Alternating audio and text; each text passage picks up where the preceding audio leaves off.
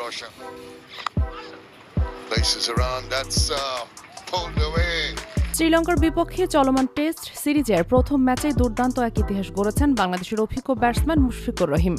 দেশের হয়ে টেস্ট ক্রিকেটে ধারাবাহিকভাবে পারফর্ম করে আসা এই উইকেট রক্ষক ব্যাটসম্যান এবার ছুঁয়ে ফেলেছেন এক বিশ্ব রেকর্ড। ম্যাচের তৃতীয় দিনে ব্যাট করতে নেমে মুশফিক একাগ্রতা, ধৈর্য এবং দক্ষতার অপূর্ব প্রদর্শনী দেন। তিনি খেলেছেন এক অসাধারণ 200 রানের ইনিংস, যা তাকে নিয়ে গেছে এক নতুন উচ্চতায়।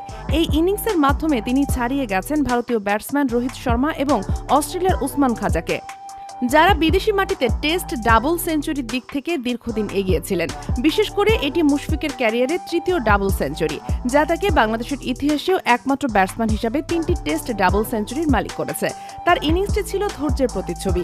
340 বল খেলে 21টি 4 ও 1টি 6-এর মাধ্যমে এই 200 রান পূর্ণ করেন তিনি।